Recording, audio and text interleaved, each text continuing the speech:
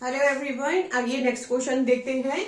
हमने जो है गुड्स खरीदे हैं, बोट गुड्स फ्रॉम नीलेश से कैश पे खरीदे हैं 50,000 के। हमने जो है 1,000 जो है उसके कैरेज पे भी पे करा है, मतलब कि जैसे हमने मंगवाए हैं तो उसके लाने पे हमने 1,000 पे करा है। देखिए एंट्री क्या होगी। हमने गुड्स खरीदे हैं तो हमारे पास क्या आ रहा है, गुड्स। तो एंट्री क्या होगी, परचेजेस अकाउंट डेबिट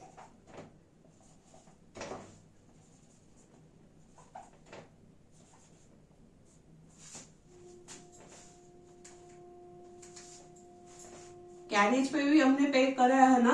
हम जो भी खर्चे पे करेंगे उन सबको हम डेबिट ही करेंगे। Carriage inward account debit,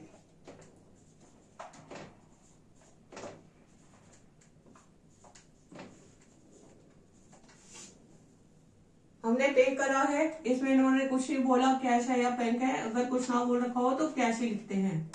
to cash account कितने पे करे हैं, 50,000 हमने गुड्स के पे करे, 1,000 हमने कैरेज के पे करे और 51,000 हमारा टोटल हो गया।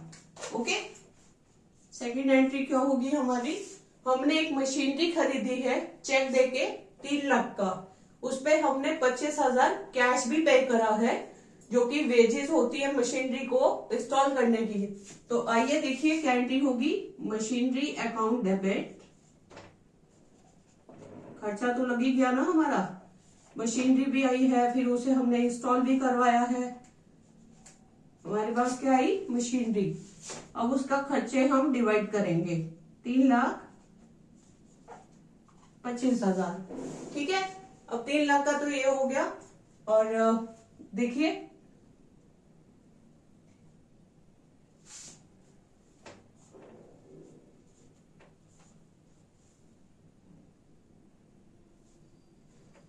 To cash account and to bank account.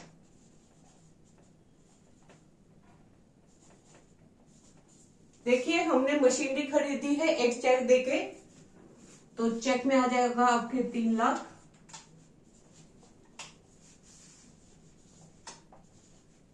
और 25,000 पे हमने जो है उसके इंस्टॉल के भी हमने भरे हैं, मतलब कि वेजेस जो है उसके इंस्टॉलेशन की। सैलरी दी ना, जब मशीनरी आई तो उसको इंस्टॉल की सैलरी भी तो देनी पड़ती है ना। चलिए आगे देखिए। थर्ड, ब्रिक्स है 15 लाख, टिम्बर है 10 लाख। हमने परचेज करा है बिल्डिंग कंस्ट्रक्ट करने पे और पेमेंट हमने करी गई है चेक के द्वारा। तो बिल्डिंग अकाउंट डेबिट, बिल्डिंग में ही आ गया है ना ये, जो हमारी बिल्डिंग कंस्ट्रक्ट होती है। ब्रिक्स मतलब क्या होता है, ईंटें। और टिम्बर भी हमारी ऐसी होती है।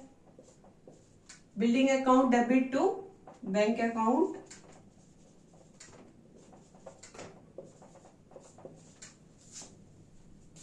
$25 लाख,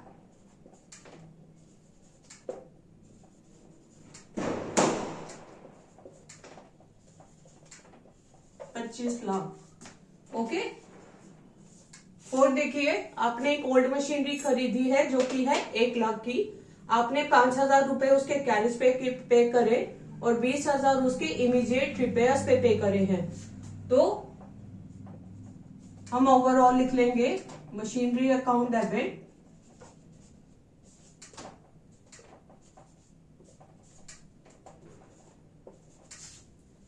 $1,25,000 टू, लिखा है ना यहाँ एंटायर पेमेंट बाय चेक हुई है, तो टू बैंक अकाउंट 1,25,000। ओके, एक बार रिवाइज कर लीजिए। देखिए आपने गुड्स खरीदे हैं नीलेश से कैश पे 50,000 के, और पे करा आपने 1,000 उसके कैरेज पे। ठीक है, मतलब जैसे वो लाए होंगे तो उसके लिए भी आपने 1,000 रुपए अलग से दिए हैं। एंट्री क्या होगी हमारी, purchases account debit, carriage inward account debit, sorry बच्चों, and to cash account 51,000, 51,000, 50,000, 1,000, 51,000। Second देखिए, आपने मशीनरी खरीदी है एक चेक देके, मतलब हमारे पास मशीनरी आ रही है एक चेक देके जो कि है 3 लाख का, 25,000 हमने कैश में पे कर रहा है, और बाकी जो कि वेजेस थी हमारी इंस्टॉल करने की, और बाकी हमने बैंक में पे करे होंगे क्योंकि वो बोल रहा है कि मशीनरी हमने चेक में देखे पे करी है। तो machinery account debit to cash, जो कि वेजेस हमने पे करी है इंस्टॉल करने की 25,000, and to bank account 3 lakh. Next देखिए, ब्रिक्स 15 लाख के, टिम्बर 10 लाख के परचेज करे गए हैं बिल्डिंग को कंस्ट्रक्ट करने के लिए, और सारी की सारी पेमेंट आपने चेक से करी है। तो building account debit to bank account 25 lakh 25 lakh. Okay, आपने अब एक मशीनरी, ओल्ड मशीनरी मतलब पुरानी मशीनरी खरीदी है 1 लाख रुपए की, 5,000 आपने कैरेज पे स्पेंड करे हैं, और 20,000 आपने इमीडिएट रिपेयर्स पे। एंटायर पेमेंट आपने जो है चेक के द्वारा पे करी है, ठीक है। तो machinery account debit purchase and old machinery ₹4 1 lakh. Machinery हमारी कितने की होगी, 1 लाख की तो हमारी कॉस्ट आ गई, 5,000 के हमने कैरेज भी उस पे स्पेंड करे हैं, और 20,000 इमीडिएट उसके रिपेयर्स पे भी। तो machinery account debit 1,25,000 to bank account 1,25,000। I hope this question is clear to you बच्चों। जो भी इससे रिलेटेड क्वेश्चन है आपको सब कवर करने हैं, सबके सब। जहां प्रॉब्लम आए प्लीज मेरे से पूछ लीजिएगा, और एक टॉपिक आपका और करवाऊंगी, उससे भी रिलेटेड क्वेश्चंस आप करिएगा, और जो भी प्रॉब्लम आए पूछ लीजिएगा। Okay, happy Dhanteras to all of you, enjoy.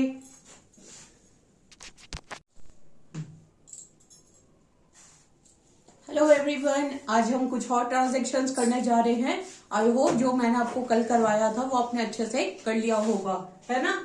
आइए देखिए, ड्रॉइंग्स इन गुड्स, ये आपकी गुड्स से रिगार्डिंग ट्रांजेक्शन है, ठीक है। ड्रॉइंग्स क्या होता है मैम, जब आप बिजनेस से अपने पर्सनल यूज के लिए निकालते हैं गुड्स या पैसा, उसको हम बोलते हैं drawings.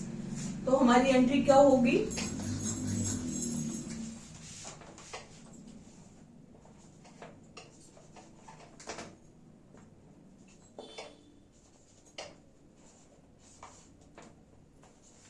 Drawings account debit to purchases account, क्योंकि हमने अपने गुड्स निकाले ना बिजनेस से, इसलिए परचेजेस आ गया आपका। ओके, अच्छा देखिए, यहाँ पे आपने गुड्स जो हैं दिए हैं एज चैरिटी। अब आपने बिजनेस से चैरिटी में किसी को भी कुछ भी दे दिया फ्री में, तो उसको हम बोलते हैं चैरिटी। तो चैरिटी हमारा जो होता है एक एक्सपेंस होता है, तो एंट्री हमारी क्या होगी, charity account debit to purchases account.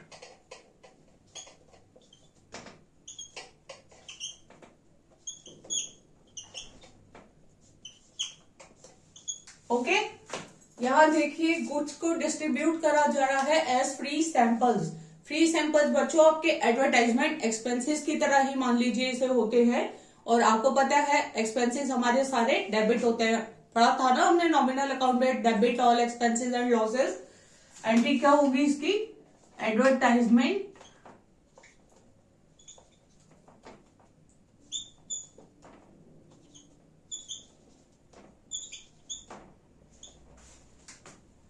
expenses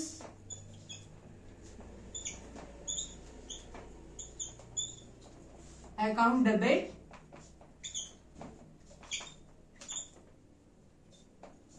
to purchases account।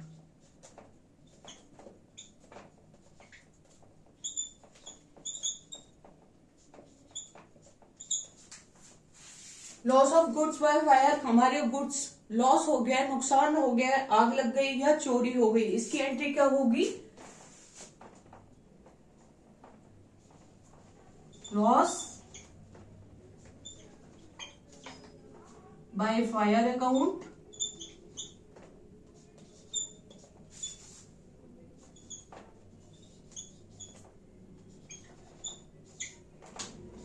Loss by theft account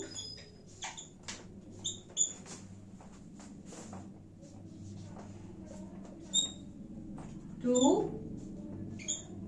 purchase account.